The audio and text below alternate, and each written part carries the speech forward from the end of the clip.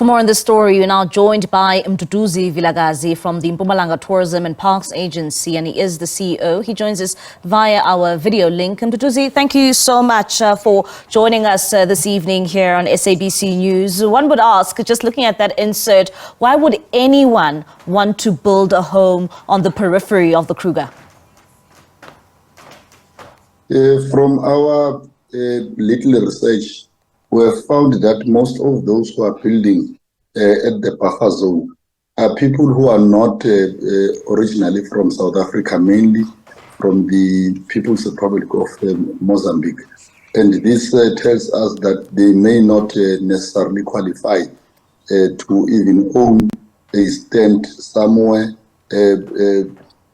after going through a proper process. So therefore they take these stands illegally and they build on these buffer zones. And it sounds as if some of these residents are really desperate for a place to stay. But do they understand the consequences of building a home along that border? They do not. They ask us to look for a place to stay. So they care not about any other thing. So we have taken it to ourselves to educate them and where possible engage the cooperative governance department and municipalities to ensure that they are moved away from the buffer zone and away from the fence of the protected area. And what are the municipalities saying when it comes to actually trying to remove these residents living along the periphery? I mean, because it's really not safe to be staying there in the first place. It's not necessarily an issue about the protected area. We're only interested in that matter, but generally we have a problem of land invasion, which we are dealing with at the Provincial Management Committee. But that is a very serious problem in Mpumalanga, where people invade land, and whether that particular land is a wetland, is a conservation area, or is a buffer zone. So this is a problem that we are engaging with at the provincial government level, and we are engaging municipalities to ensure that they take drastic steps towards stopping this part of development. But the issue of moving the people from that area to another area, it requires legality, and that is the part that we do not know how to deal with, because the human settlements cannot build an RTP house for a person who is not a South African. And for that particular matter, we are finding it difficult, but we are looking for means and ways to ensure that everyone is settled, and everyone is settled outside of the buffer zones. And it really is and sounds quite of a tricky kind of a situation to be dealing with, because you are saying that most of these people or these residents living along that periphery, some of them are here illegally. And when it comes to the legality here, but one would say that it's also inhumane to allow human beings to be living along the periphery. If we all know that we continuously see stories where we hear of lions which have escaped, the elephants which have attacked various communities. On the basis of that, one would say that it should be something, the legal system can actually entertain, because, I mean, this is human life.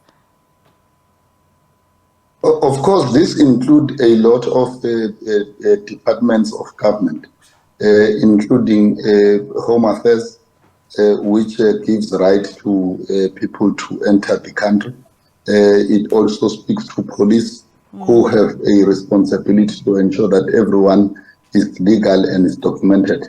But that area is very dangerous. If you are sharing a border with a protected area, a cheetah, a leopard can easily jump to the household, and that is a dangerous environment that we are appealing to people not to go to the buffer zone.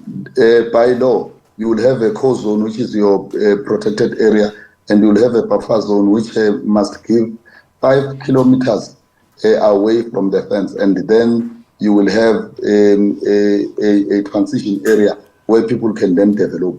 But in this case, people have developed in the buffer zone, not only giving a distance, just direct on the fence line, which is a problem that we are dealing with. The buffer zone is meant to control the animals should anything happen that they jump off the fence from the protected area. You will then have a buffer zone where you are able to control this game. But currently we cannot control the game. Once it jumps from the fence, it is in a household, which does not in any way give us also the power or the space to be able to control an stray animal. So that is an awareness that we are bringing, that people should not come closer to the fence for their safety, but also to avoid human-wildlife conflict. Yeah.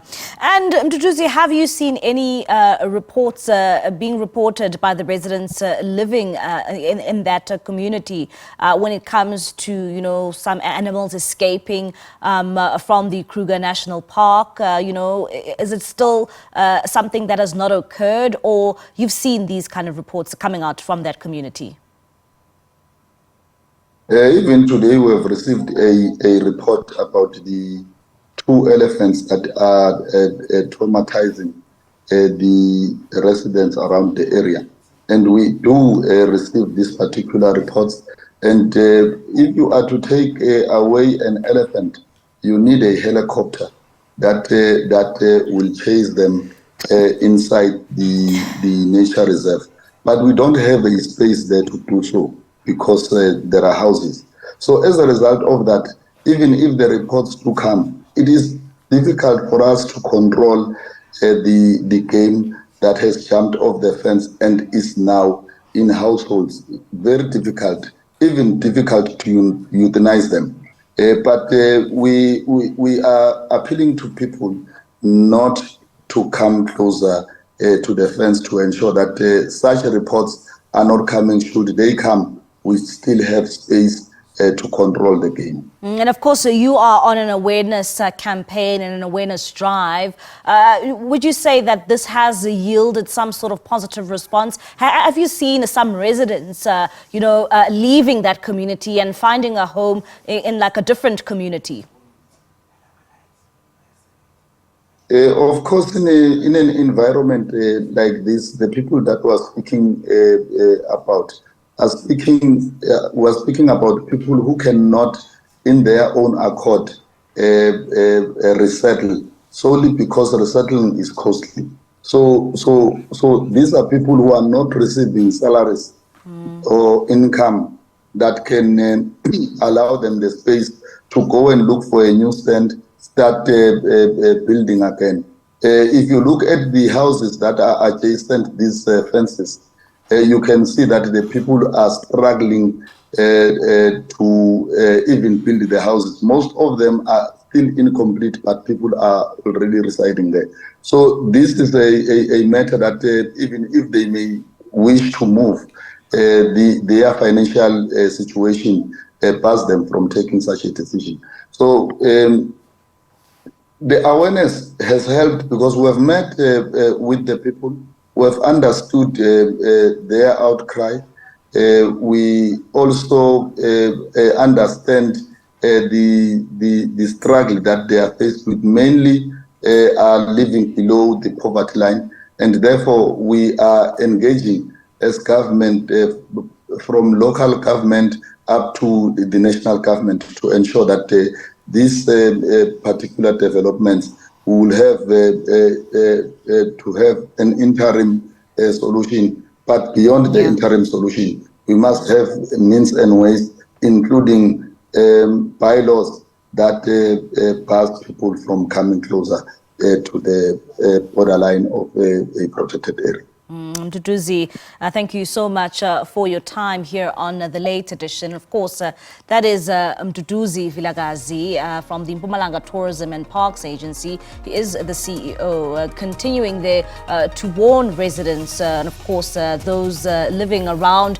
the Kruger National Park, saying that they should not build homes on the periphery, of course, saying that there are animals from the Kruger National Park which sometimes escape. So, of of course, the safety of those residents is never really secure.